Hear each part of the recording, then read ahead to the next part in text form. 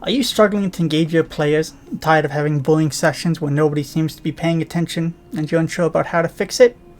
Well, you're in luck. I have 3 major tips that'll help set you on the right path, ease your woes, and you can easily use these to amp up a session and really draw your players in. Now, before we jump into these though, there is one major caveat that you should be aware of before you try applying any of these tips. And that is, you should talk to your players first. Make sure that you're all having fun, you're on the same page, and you're doing what they want. If everyone is on the same page, the game will just be much smoother overall. Gotta remember, as the DM or D&D in general, it's not DM versus the player, or hopefully not even the players versus the player, but it's all of you working together. So definitely, if you're the DM, sit down, talk to your players, make sure you're all on the same page, and you're all going to get exactly what you want out of this. Now then, without further ado, here are those tips. Tip number 1, make sure you set the theme. You should know the purpose of this scene. Where is it taking place? What is the purpose? What's supposed to happen here? And then after that, you want to describe this scene. You want to use the 5 senses. Sight, hearing, smell, taste, and touch.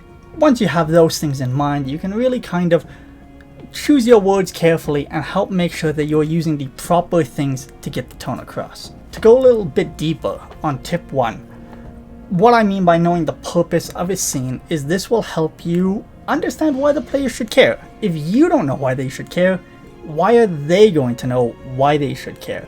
And if you have a purpose for the scene, maybe you also have a tone that goes along with that, and that'll help you choose the words you want to use. Engage those 5 senses. If it's supposed to be someplace nice, maybe it's cheery, maybe it smells fragrant, maybe it is a boisterous atmosphere where everyone is talking and chatting and the barmaid is hailing them from across the room, across the bar, trying to get their attention.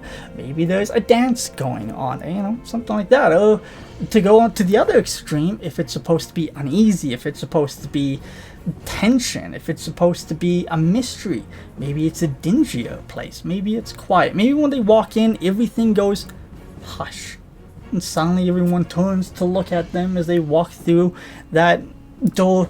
Behind them the sky's turning gray and there's just a general atmosphere of distrust. You could hear the chairs squeak back, the food's not that good.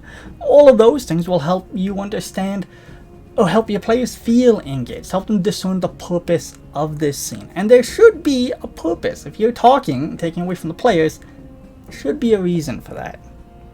Tip number 2, control the pacing. Main ways you can do this is you can add tension, you can add constraints, you can do all sorts of little things just to make them understand like they need to be engaged. There's something going on here, there's some emotions at play, and that's usually a good thing to have within a scene. Now to deep dive this a little bit more, what I mean by these things is, one of the quotes that I really like is, if you can make them laugh, you can make them cry.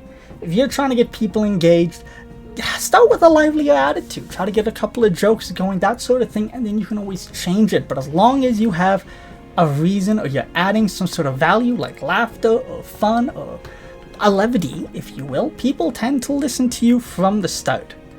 Once you have that, you got their attention, now you gotta direct their attention a little bit. And for that, tension, you can do this by adding things like constraints. There's a difference between a puzzle in front of someone that they need to solve and they're just rolling dice for their knowledge checks and it does nothing.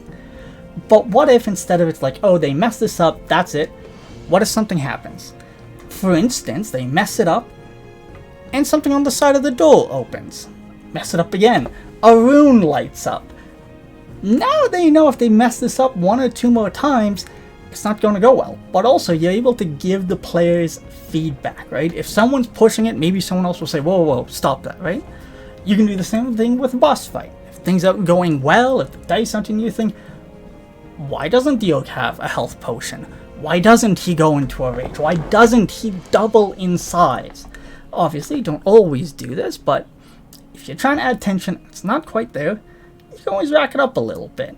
If people aren't paying attention, if it seems too easy, you can add a couple of constraints. You need to explore the woods. You need to find this person. They didn't have rations. You guys probably have 3 days to find them. It's a lot more exciting. That is a constraint right there. On top of this, the other thing you could do is rely on your players. And that kind of touch into tip number 3. Invest in your players. Understand why they, or specifically their characters, should care about something.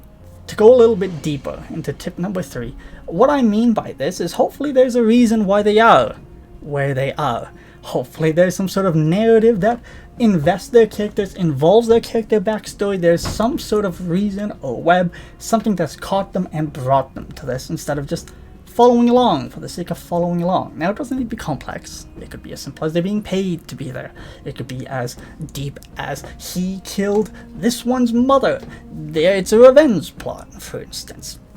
The important thing about this, though, is if the players are invested, I like to think of it as having a spotlight. You can kind of shine on people here and there. Now, hopefully you've talked to your players, you have a general idea of who likes to roleplay, who doesn't, but let's say you have a player and this narrative arc heavily involves them. The spotlight should probably fall on them at least once or twice. Now, I'm not saying play favorites, but they're probably going to be your strongest leading role. Or if you have someone else that is a strong leading role, someone that brings the other people in, it's a good idea to kind of bounce things towards that player. Give them the spotlight once in a while and try to get it on to other people. That kind of concludes it for my 3 quick tips. To wrap it up, set the theme, understand the purpose of it, use the correct, you engage the 5 senses and go from there. Tip number 2, which is build emotions. You can add tension, you can add constraints, give the players a reason to care. And the last one is invest the players. Try to have and understand why their characters care, why their characters are there, and just bring all of these things together. And I guarantee you will have everyone at your table paying a lot more attention and really appreciating the work you've put into this. That concludes it for today's video. If you've liked this, please like, subscribe, comment, all of that good stuff. Comment down below what you want to see a video on next time, and I'll see you then. Till then, hope you have a good day. Bye-bye.